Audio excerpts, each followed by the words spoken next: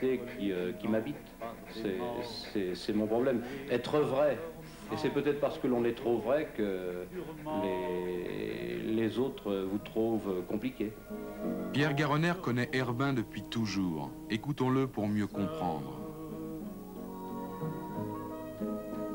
Robbie, je pense que c'est un grand sentimental qui a souvent peur d'afficher ses sentiments. Sentimental, oui. Afficher ses sentiments, je crois qu'il y a une certaine pudeur. Et puis, les sentiments, je crois que la meilleure façon de les afficher sont ceux qui créent quelque chose.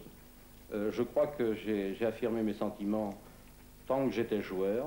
Je crois qu'à travers mon jeu, on pouvait déceler ma personnalité, le souci de la perfection, la générosité dans ce que représente le football, la création. Je crois qu'on peut l'exprimer dans la musique, les compositeurs l'expriment totalement. On peut l'exprimer dans l'écriture. C'est peut-être quelque chose qui m'aurait été difficile de réaliser parce que j'ai peut-être une pudeur un peu plus grande, mais je pense que dans la peinture ou dans la musique, on peut donner le meilleur de soi-même, montrer sa vraie personnalité sans aucune pudeur. Si sa passion du football est restée intacte, la vraie jouissance, en revanche, l'a quitté depuis longtemps. Depuis qu'il regarde au lieu de participer, comme s'il avait vécu une première mort. J'avoue que j'ai éprouvé les plus grandes sensations lorsque j'étais joueur.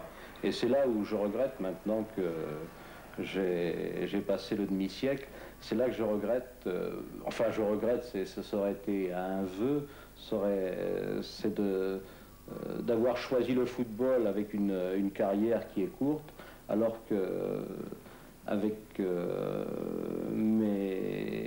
mon caractère, avec mon tempérament, si j'avais su ou pu ou voulu choisir autre chose, quelque chose comme la peinture ou comme la musique, là on peut rester dans son élément jusqu'à la fin de ses jours. Et c'est vrai qu'à ce niveau-là, je me sens frustré. Jamais pourtant il ne se laissera aller. Herbin, c'est aussi le respect de la discipline entre le corps et l'esprit. Herbin, c'est une conception esthétique de l'existence. Je crois que le dépassement de soi-même doit exister dans tout être humain. On doit chercher à se dépasser.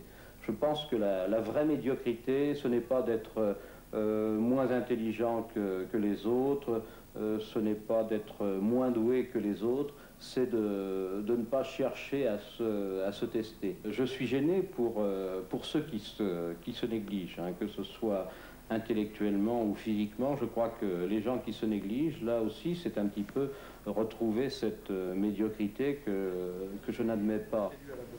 Vient l'instant d'après-match le plus redouté des journalistes quand Herbin répond à des questions 1000 fois posées, le regard distant, l'air absent. Tant et plus qu'on se demande ce qui pourrait bien le faire rire.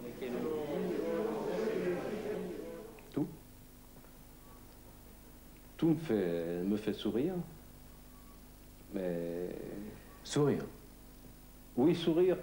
Rire aux éclats, c'est très rare. C'est très rare. Il faut un contexte. Il faut vraiment une ambiance particulière. Mais j'apprécie l'humour. J'essaie d'en avoir de temps à autre. C'est vrai que je n'éclate pas de rire très facilement. Il reste que son univers, son refuge, c'est d'abord la musique.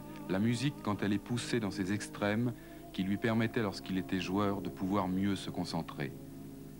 Il déplore que la plupart des champions d'aujourd'hui soient imbibés de rythmes modernes, intoxiqués par le disco. Personnellement, la vraie musique, pour moi, c'est la musique classique, celle qui vous élève.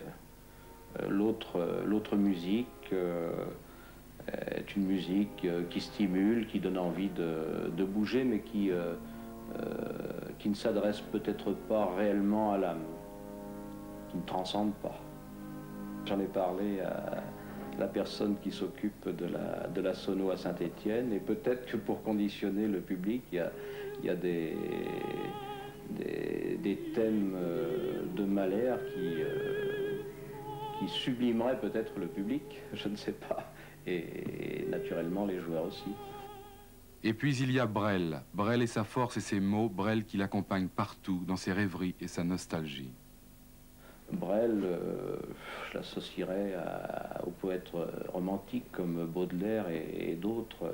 C'est vrai que Brel est unique et qu'il restera gravé. Je suis persuadé que dans quelques années ou une décennie, tous ces textes seront étudiés au lycée.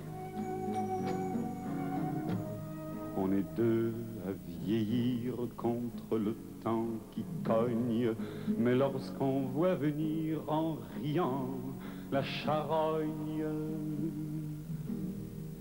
on se retrouve.